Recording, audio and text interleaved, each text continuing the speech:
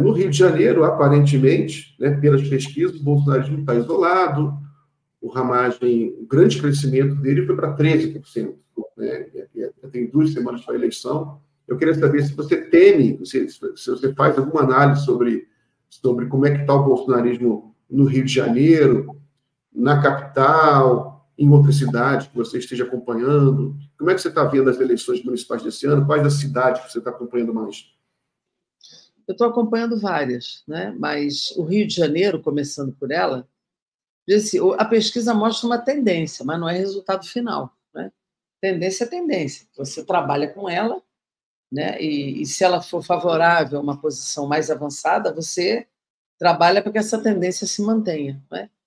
Então, eu penso que no Rio de Janeiro hoje, essa tendência para ser sustentada é uma tendência que precisa ter a compreensão do eleitor. Nós estamos aqui disputando centralmente com o candidato da extrema-direita.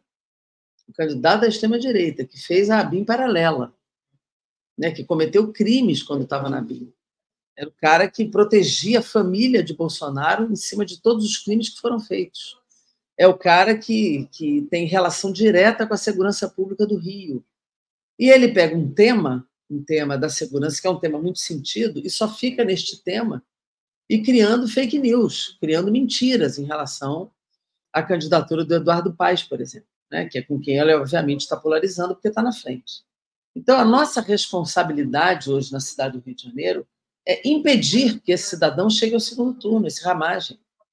Por isso nós estamos, inclusive, apoiando o Eduardo, não só por qualidades que ele tenha, e tem, mas porque nós precisamos fazer valer a democracia no país e na cidade do Rio de Janeiro. Eleger no Rio de Janeiro para a prefeitura alguém da extrema-direita, vinculado ao que há de pior na política brasileira, não é algo que traga algum benefício para o Rio. Então, eu penso que nós temos que ganhar essa eleição no primeiro turno com Eduardo Paes. Esse é o esforço que a gente está fazendo para não permitir nem que uma outra lógica de eleição possa, no segundo turno, dar um resultado diferente. Então, se nós temos chance de ganhar no primeiro turno, é aí que nós temos que apostar. Apostar na vitória do primeiro turno e que o eleitor tenha consciência disso para poder fazer o que é necessário para não deixar ter segundo turno no Rio de Janeiro. Em relação a outras cidades, eu diria, tem a cidade de Caxias, que também faz esse embate, né?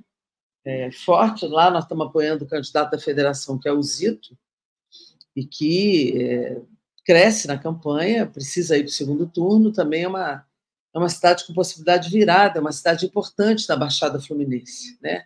O Zito está no PV, é o candidato da federação, e nós estamos apoiando. Petrópolis, eu penso que a situação não está simples, né? Porque há uma perseguição do governador com o prefeito, Rubens Bom Tempo, e ele tem buscado ações judiciais para impedir que esse ICMS chegue na cidade, para impedir que ele tenha os recursos que lhe são devidos. E isso, obviamente, para quem já é prefeito, dificulta recursos para continuar governando. Isso é para derrotar o prefeito Rubens Bom Tempo. A sociedade tem que ter clareza disso. A sociedade petropolitana tem que ter clareza disso. Então, eu penso que nós precisamos trabalhar para superar esse desespero, não apenas na justiça, mas também dando votos ao Rubens, para mostrar que esse tipo de baixaria, esse tipo de puxada de tapete, ou de uso da legalidade para impedir que uma pessoa concorra com tranquilidade, nós não podemos permitir. Né? Eu estou dando esse exemplo, eu dei o de Caxias, porque é uma cidade muito importante da Baixada, e estou dando o exemplo de Petrópolis. Em Queimados, o Max Lemos já foi prefeito e tem grande chance de se reeleger, o que é bom, porque é mais um município da Baixada que vira para o campo democrático, né? Se virar Caxias, virar Queimados, isso é muito importante.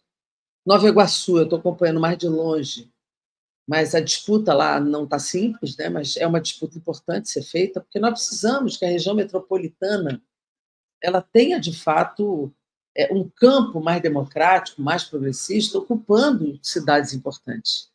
Niterói, da mesma forma, quando eu falo da região metropolitana, Niterói com Rodrigo Neves é uma campanha também para ganhar no primeiro turno, mas é preciso que essa tendência também seja sustentada, porque lá quem compete com ele é a extrema-direita, da mesma forma que no Rio de Janeiro. Tão distantes, como Ramagem está distante, e o candidato lá também, o Carlos Jordi, Então, é tendência de vitória no primeiro turno, mas isso precisa ser sustentado, senão deixa de ser tendência. E isso precisa intensificar a campanha e ajudar na concentração de votos naqueles progressistas que podem ganhar no primeiro turno da eleição. Muito bem. E, Jandira, fora do Rio de Janeiro, como é que você analisa o quadro geral das eleições municipais? Você acha que o bolsonarismo, que o eleitor, pelo que você está acompanhando agora, que a gente só está acompanhando as pesquisas, né? Pelo que você está vendo agora, São Paulo, Recife, Fortaleza, enfim, você tem, cada cidade tem várias tendências diversas, né? Mas, na sua cabeça, como é que está sendo as eleições? Como é que estão sendo as tendências gerais? O que você está vendo? Eu acho que a esquerda, como esquerda mesmo, candidatos de esquerda, que vêm de partido de esquerda, não serão muitas as vitórias, na minha opinião, né? Isoladamente falando, né? Não serão muitas as vitórias. Estou falando das capitais, né? Porque pelo interior é muito difícil da gente ter todos os dados aqui. Mas Recife, eu acho que tende muito fortemente a eleição de João Campos no primeiro turno, ainda bem, né? É o nosso candidato lá, é do PSB, tem o vice do PCdoB, e é uma campanha que é uma gestão que merece essa vitória no primeiro turno, a gestão de João Campos. Então, eu não estou... Assim, eu acho que lá é uma tendência muito forte, porque ele tem uma aprovação de mais de 70% do eleitorado, né, da cidade de Recife. Então, é uma tendência de todas a mais forte, né? Em relação ao conjunto, me preocupa, em algumas cidades do norte e centro-oeste, o bolsonarismo tem força, tem força. Então, é possível que eles tenham vitórias em algumas cidades do norte e do centro-oeste. E no interior de São Paulo também. Na capital de São Paulo, que eu acho que a preocupação é maior, Miguel, porque ali está muito imprevisível ainda, né? Muito imprevisível. Eu tenho a impressão de que o atual prefeito se consolida para o segundo turno, é a impressão que eu tenho, porque ele está com duas máquinas funcionando a favor dele, da prefeitura e do governo do estado. Então, isso tem muita força, tem muito peso no momento de uma eleição, né? Então, ele tem muita máquina, né?